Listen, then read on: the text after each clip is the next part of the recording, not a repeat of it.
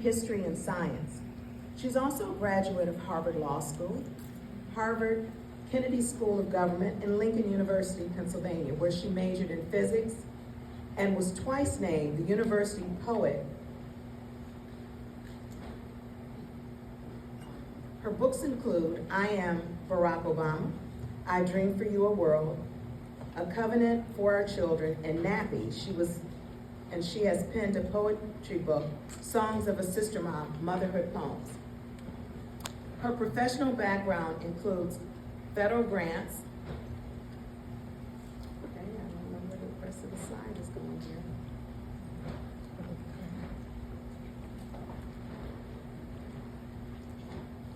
Pardon me.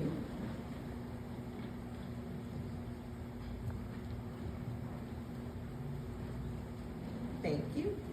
Her professional background includes law, federal grants, management, and STEM policy and education, working for more than 20 years at the U.S. National Science Foundation in various senior roles.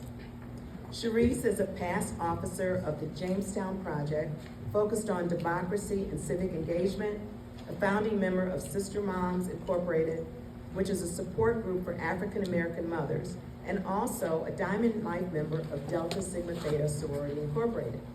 An HBCU advocate, Sharice is the president of the DC Metro chapter of the Lincoln University Alumni Association and is the incoming national president.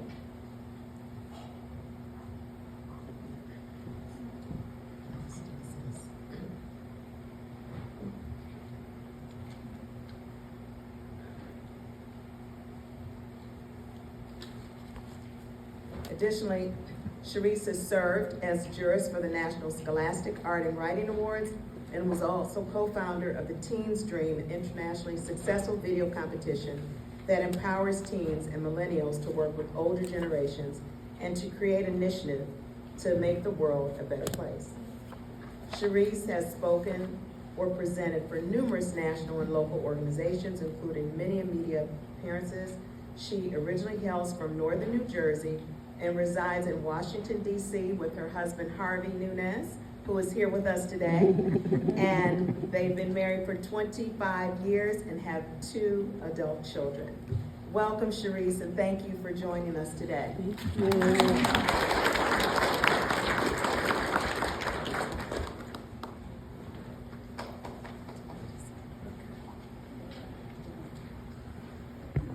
This is the presentation, and this is this. Okay. Thank you, Dana, for the introduction. Thank you to the links of the Metropolitan DC chapter. You have been committed to this particular initiative for 42 years, uplifting the creativity of thousands, literally thousands of DC area students. So congratulations to the links. So this afternoon, I'm going to talk to you all about the future of creativity. Now to the students, how many of you are writers? Raise your hand if you're a writer. Raise your hand, you're here, you're a writer. How many of you are artists? All right, now how many of you have a bedroom at home that some might call a little messy? Okay, well, I have some little advice for you after hearing me talk about creativity today. The next time your parents tell you to clean your messy room, just tell them, I'm not messy, I'm a creative.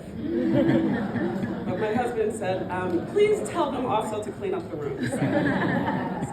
All right, so as you heard, we've had 8 winners across the 2 categories, and I know we have the poster competition and the winners. The students, I'm so proud of you. You've used the incredible power of art to express, empower, and elevate. So congratulations to the students. And congratulations to the families, the friends, the mentors, the teachers. I know you're so proud of your students' accomplishments.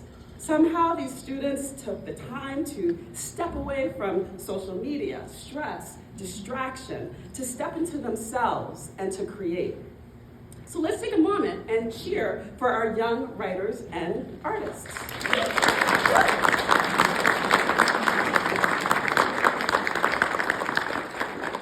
So today I want want to tell you about 3 things that I've been thinking about all week long as I've been getting ready for this, but 3 things in connection with creativity. 1, the solar eclipse, which just happened on Monday. 2 is AI, or artificial intelligence. And 3 is all of you, the students. But I wanted to start by telling you what I mean by creativity.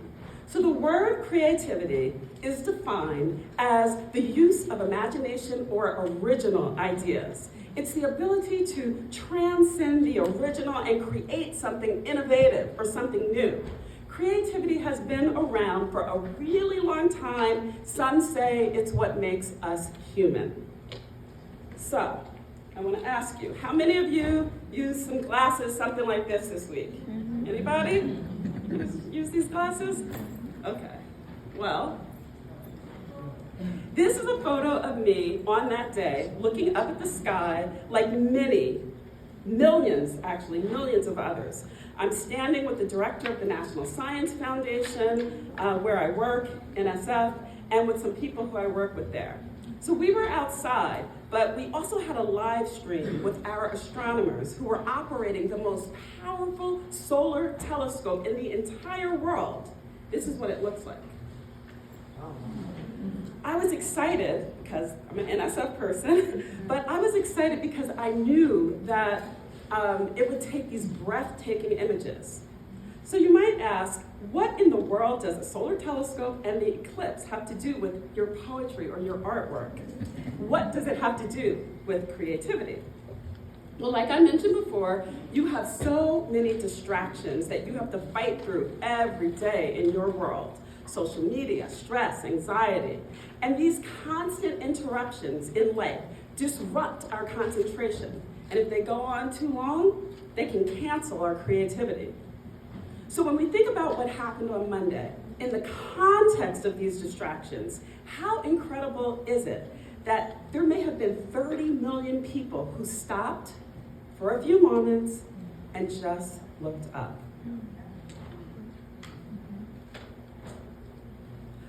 I also think there's something mystical and magical about the eclipse, something that inspires creativity. When I looked up, and this is what I saw, I marveled at a universe so vast that you would need 1 million Earths to fit into the sun. Simply by looking up, I knew that I was in perfect symmetry with a force so powerful, it was like beyond human. It felt mystical and magical. It was a pathway to creativity. So what better week for the Links to be celebrating you as young creatives? But if your creativity is found in your humanity, I want to talk to you for a moment about this. I want to talk to you about this photo and this music clip. To be or not to be, that is the question. Whether 'tis noble in the mind to suffer the slings and arrows of a trip. Anybody know who that artist is? Jay-Z. Is it? What if it's not Jay-Z? What if it's an algorithm that literally ingested his sound, his rhythm, his feeling, only to spit out a rhyme of Jay-Z inspired by Shakespeare? And what if the real Jay-Z didn't like it? This is about the impact that AI is having on our humanity and our creativity.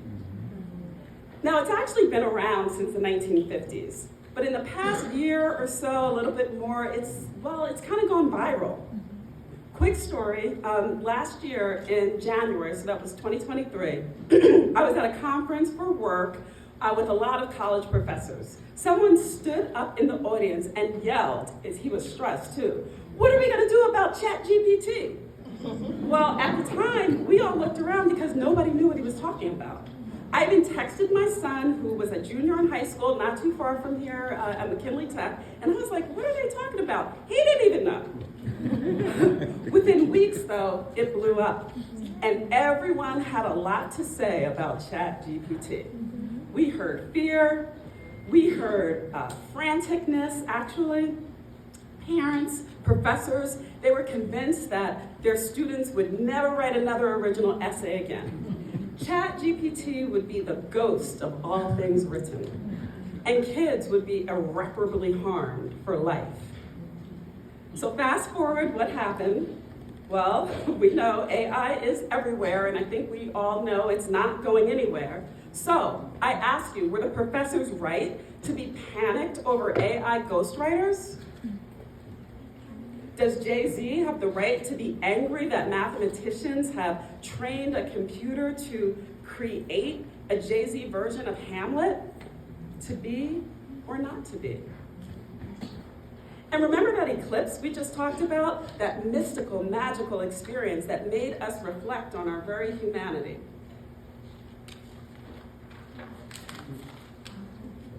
Well, if you knew that it was an AI-generated photo of the mystical eclipse, I ask you, does it still make you feel human?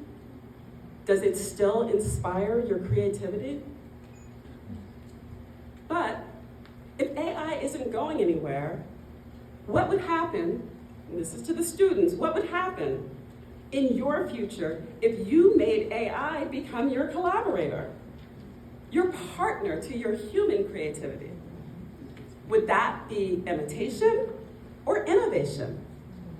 Would it be partnership or piracy? Now, I know I'm asking you some really big questions, and I really don't expect you to answer them yet, though, because the day is coming where AI will have its own separate consciousness. So remember that definition I talked about of creativity, imagination? I said it was transcending original ideas and creating something new.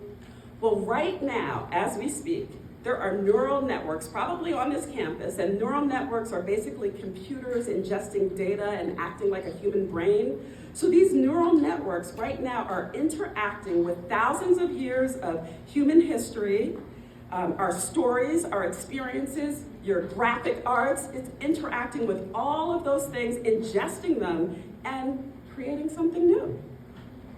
Is that not creativity?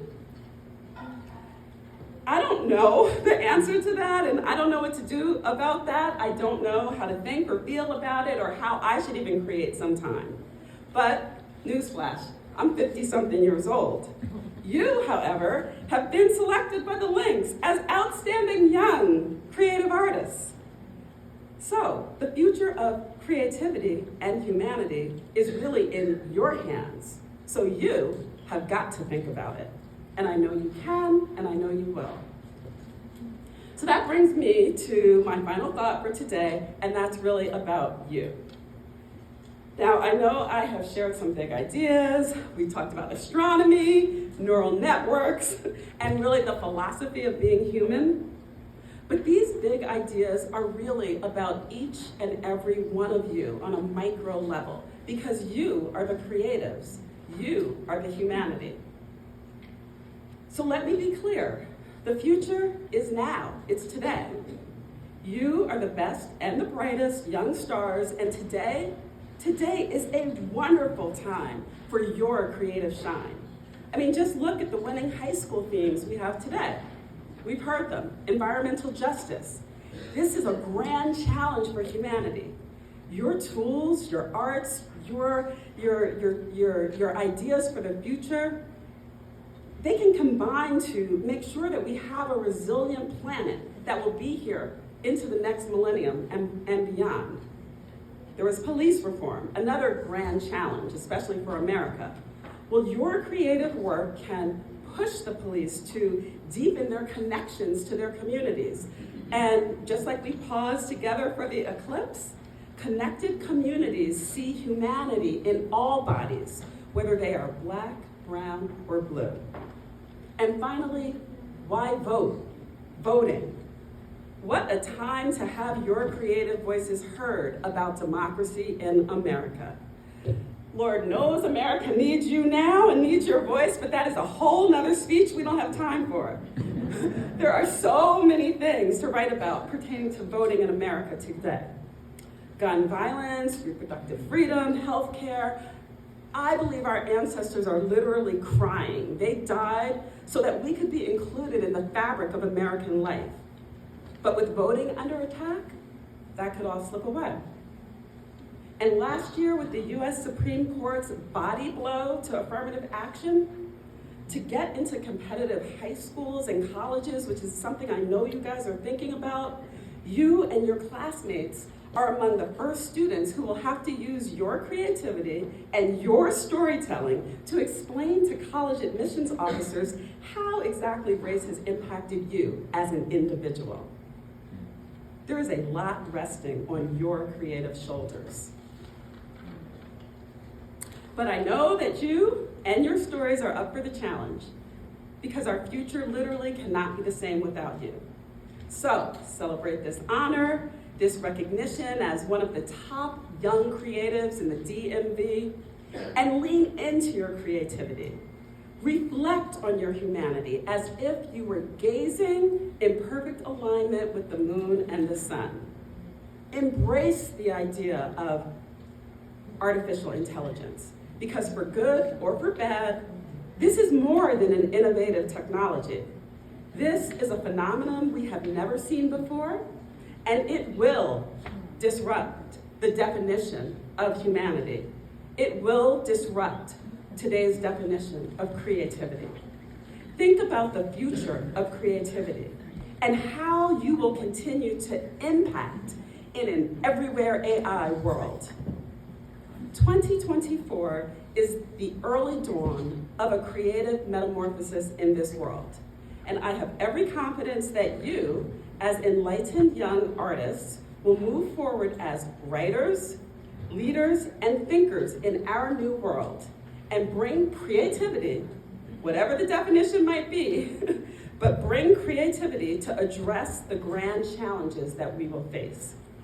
And so for some inspiration, I would like to end with a quote from Beyonce, who last month put on a cowboy hat, jumped on a horse, mixed some old with some new, sliced and diced a few genres, and in the name of a kind of disruptive creativity, put out a new album.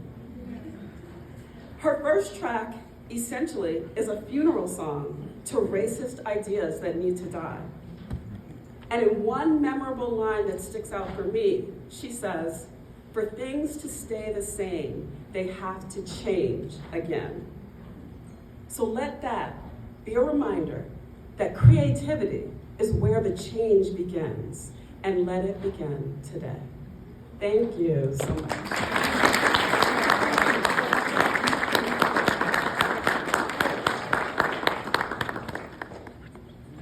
Thank you so much. Wasn't that wonderful? Thank you.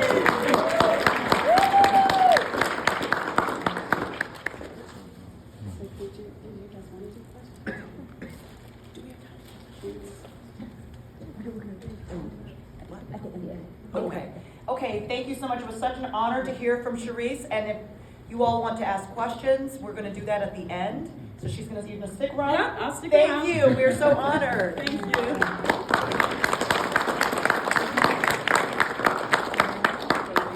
Thank you so much. That was so inspiring. Thank you.